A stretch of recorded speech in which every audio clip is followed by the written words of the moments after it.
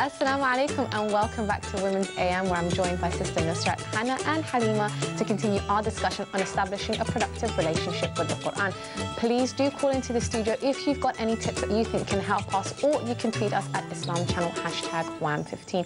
So alhamdulillah, it's been a really good discussion so far. We've talked about what hinders people, why we have a certain outlook on the Quran, but how does having a relationship with the Quran change a person? Because we talk about the Quran being like the book, it's the miracle that Allah sent down, the very last miracle. So how does this relationship with it change us, Nusrat? Well, we should look at it that it changes you both inwardly and outwardly, because the two aren't divorced. When you read the Quran, you feel like you realize the inward change. So one of them would be conviction.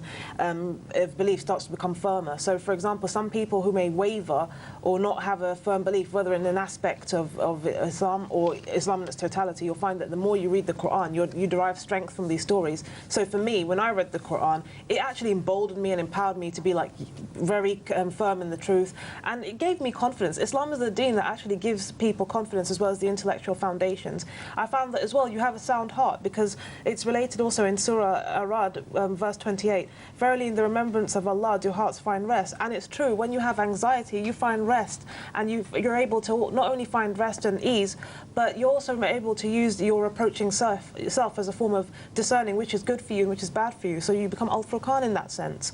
You have an awareness of your purpose of life as well, so you know why you're here, why you're doing the stuff that you're doing, and where you're going. And even outwardly, you begin to start implementing the teachings of Islam, obviously based on context as well, and emulating the characteristics mentioned in the Quran. So you start trying to foster an Islamic environment where wherever you are. So you actually start putting theory into practice, and that's what I found helped me. And what kind of things have you put into practice? So what sort of theoretical things that you found that you've put into practice? In terms of putting into practice, I found dawah to be incumbent upon me. So whenever I find something wrong, I try and do something about it. If not, I say it, and if not, I hate it in my heart. So you learn to actually establish truth and be on that path of truth, regardless of what anyone says. And seeing the prophets and what the Prophet ﷺ went through this Quran has emboldened me, and it should embolden other Muslims to continue on that path. Alhamdulillah.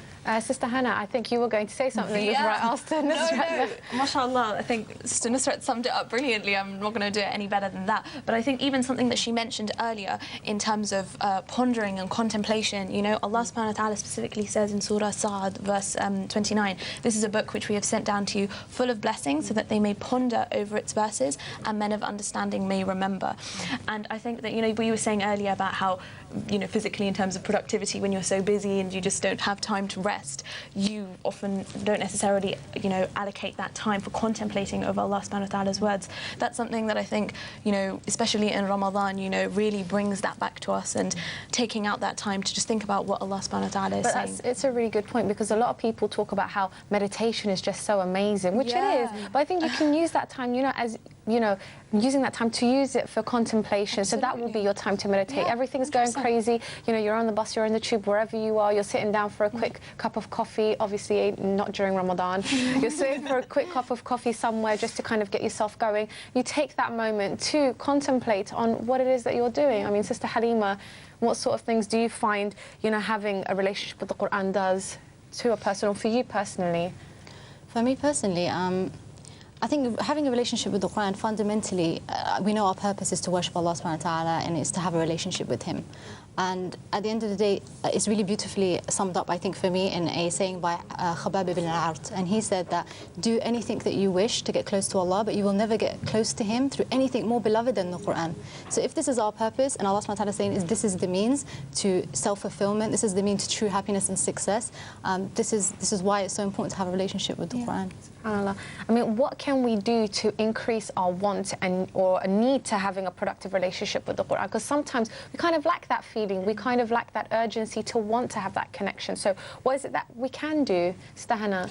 I think it's a really good question. I think the first thing to do when approaching it is not to underestimate it. Truly believe that the Quran can change your life, and then absolutely, inshallah, it will.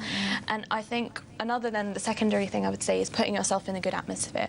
you know, even just playing the Quran in your house, in your car, you know, when you're going to sleep. One thing that my mum always did when me and my brothers and sisters were growing up is she used to put on a Sheikh Abu Bakr Shatri, the last Juz Amma, the 30th Juz.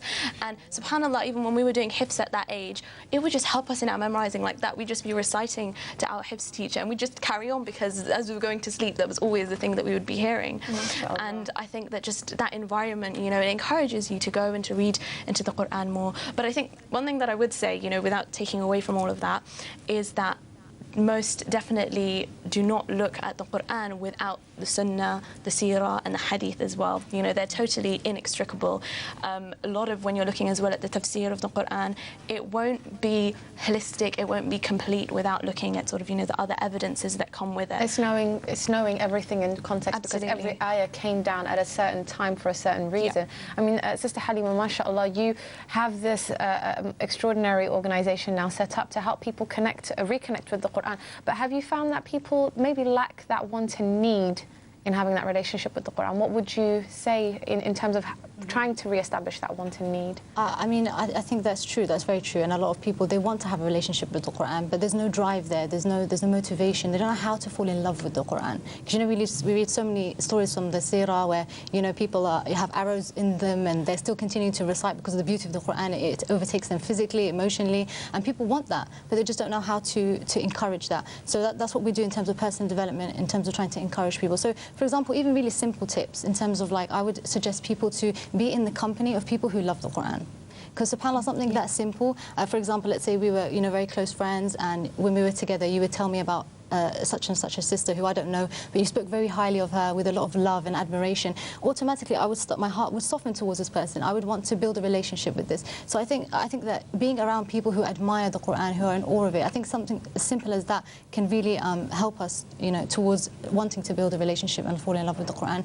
And like the sister said, you know, listening to the Quran is very, very powerful, because when the Quran came, it didn't come in the form of it didn't come in a written form. It came in the form of recital, and that's because there is a power to speech. And I think that nowadays we're very lucky. We have a lot of resources to hundreds of different reciters. So I think to really look at certain websites and find a reciter whose recitation really touches your heart is something that can help as well, inshallah. Yeah, I mean, subhanAllah, you know, environment is a big thing. We're always told, you know, growing up, that we should be careful about the people that we befriend and the types of people that we have around us, because obviously they're going to lead us in a certain direction. So obviously environment is a big, big thing. But what happens, so for example, for some people, subhanAllah, you know, Arabic is not their first language, or they might be reverts. They have this barrier in having this love for the Quran. So for them, it's that kind of love, or that kind of need, that kind of tug that some of us might feel towards the Quran doesn't exist.